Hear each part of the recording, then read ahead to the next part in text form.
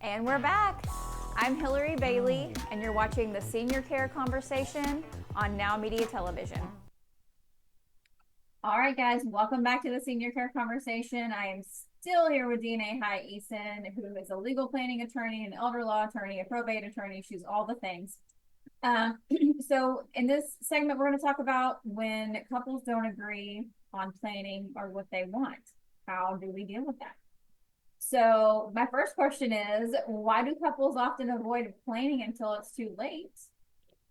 I think one of the biggest issues is that they don't have an agreement on what they want to do, right? Like if they're married Mhm. and if there's children involved, right? They're like, who do we leave our children with? Because they want to make sure it's somebody who has the right values, who's going to raise them the way that they would raise them. So I feel like that is a huge, huge deterrent for why couples can't agree to do estate planning until it's too late.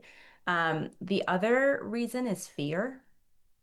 A lot of people will say, okay, well, we want to get our estate plan done. We know it's important. And then it kind of just falls by the wayside because they're afraid to start having those conversations. And I think that is a huge, huge reason why a lot of people just wait until it's too late. Because when somebody is laying in a hospital and they know that they're not going to make it, that's when they're like, oh my gosh, I need to get my affairs in order because they know that they have a definitive reason to know that they might not make it, right? Or their family members are going to be in the place and the mindset to say, okay, well, what can we do to help you? Because we want to make sure you get your affairs in order. So, fear is a huge proponent as to why people are not willing to have those conversations. And I also think the third reason is that they don't really know what they don't know. And that sounds very weird for me to say, but I'm going to break it down this way.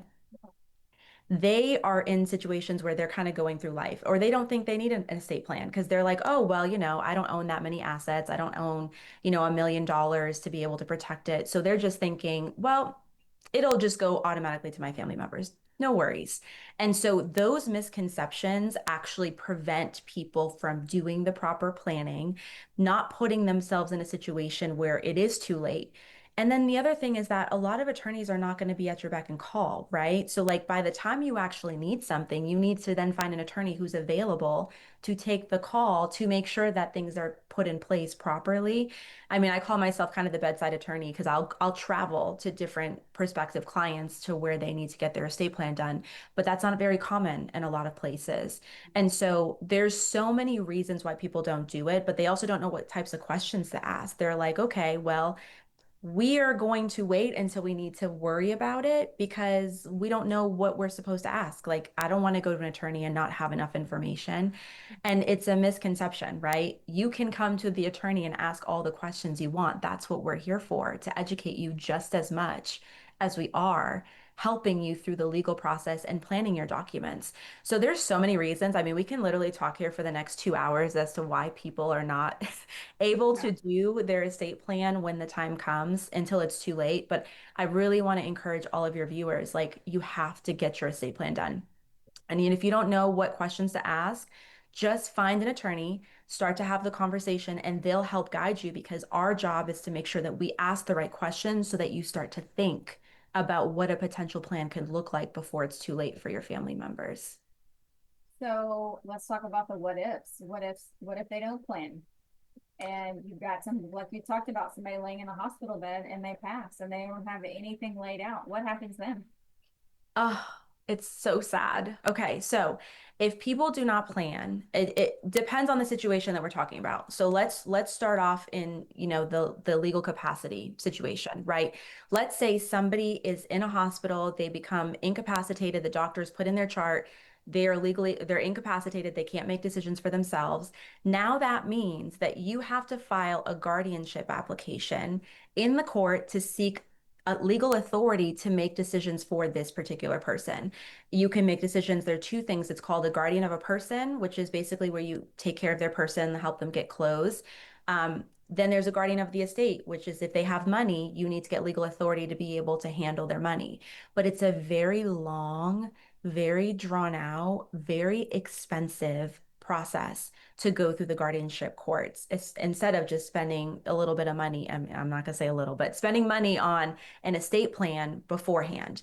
So you have to get an attorney ad litem who's going to have to do an entire investigation, or they're the ones that represent the proposed ward in the proceeding. There has to be an investigation by the court. They have to get a staff attorney involved. You have to find an attorney to be able to, advocate for the proposed guardian who wants to be able to get legal authority. So as you can imagine, this process adds up. It takes a lot of time. And on top of that, when you have to apply for a guardianship, the person is going to be under the umbrella of having a guardian until they become capacitated again. They are no longer incapacitated. They die, which is really sad.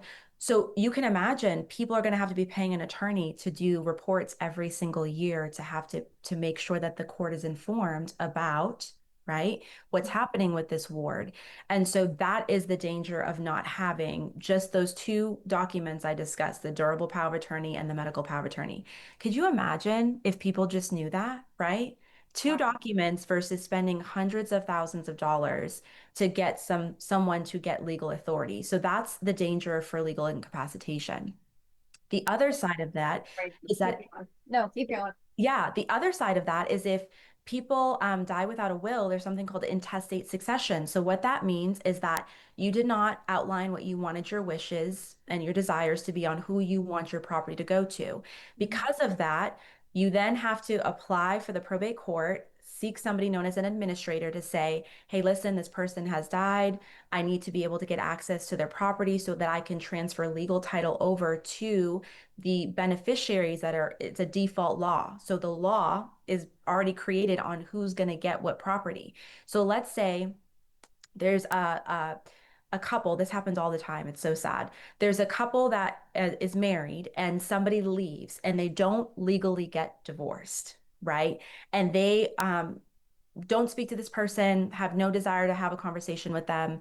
They die. Unfortunately, that spouse is entitled to part of their estate because of the default law. Now, if they had created a will, they could have said, I don't want this to go to my partner. I want it to go to whoever I desire that to be. So that's the power of doing estate planning because you do not want to be in a situation where you think, okay, I'm going to be protected because I could just give it to my kids. But guess what? If you have children that are outside of your marriage, they are also having an interest in that property, and you can't do anything about it unless you put it in a will. So that's the power of estate planning in those kind of two scenarios. And there's so many more scenarios that I can talk about, but we don't have enough time on your show for that, Hillary. Man, that, I just, when you were like hundreds of thousands of dollars, I was just thinking, and the question that was popping out of my mouth at that time was like, what do people do when they don't have the money to spend on that? It's crazy. And I'm a little dramatic sometimes. I'm gonna say I'm DNA, right? So hundreds of thousands might be a little bit of a stretch, but I will say, like, let's say somebody needs to get a guardian for somebody who's like 20 years old. If they're 20, they could live until they're about 80. So that means that an attorney is going to have to apply, depending on, what the type of guardianship it is, they're going to have to inform the court every single year what's happening. And so as you can imagine, legal fees are going to add up regardless. But we have to make sure that, sometimes guardianships are inevitable, right? Like if there are children that are under the age of 18 and they're already, disabled in some regard and can't make legal decisions for themselves, even when they turn 18, automatically they're going to need to have a guardianship. But there are people that can prevent that from happening, right? Like if you're driving on the street and you don't have a durable power of attorney or a medical power of attorney, and you get into a car accident and you're in a coma, unfortunately, someone's going to need to seek a guardianship for you, and that can take a lot of time. And then people are going to have to cough up their own money to be able to do it because if they don't have access to the funds to be like your funds to be able to do it, then they're going to have to come up with the money. So it becomes a very multi-layered problem when people do not have their estate plan in place. So, with the last about 2.5 minutes that we have, let's talk about what are some, how can couples have healthier conversations about planning earlier? What are some tools they can use? Well, I always say that you can speak with an attorney about it when you guys are together having your initial consultation. Having family meetings are important, but that's always after the fact. But just communication. I think a lot of people need to be okay with being uncomfortable because estate planning is the definition of being uncomfortable, right? And I think just starting to ask the questions, I think helps a little bit with having the open, really, really hard conversations about what are we supposed to do. I mean, I'm an estate planning attorney, so it's actually a little awkward. But the other day I was driving with my husband and I was like, do you want to be cremated or do you? And it was just super random. And he was Yeah. like, yes, I'm married to you. Like, I shouldn't even think that this is a topic of conversation, even though it's already written down somewhere. But I always like to ask the questions like, did you change your mind? Do you want to talk about it? And I think feeling comfortable to have those conversations or even I don't want to say adding a little humor because that sounds a little dark, but I mean like not feeling the weight of those decisions when you're waiting at the last minute to do it will Mhm. help because you can add a little bit of lightness to the conversation because even though you're talking about your demise or you're talking about in the event that you become incapacitated, at least you're not doing it with the stress and the weight on top of you as a couple or just in general so that it feels a little lighter to have the conversation. So I encourage people go talk to an attorney, even if you feel like you don't need to. A lot of attorneys, including myself, offer, free consultations where we can walk you through what that potentially looks like so you can at least start to feel comfortable to have the conversations. We'll provide that buffer for you. That's wonderful. All right, guys. Up next, we're going to dive into do-it-yourself estate planning, which sounds really scary and like something you shouldn't do. But we will be right back to talk about it. We'll be right back with more insight, expert advice, and stories that matter to every generation.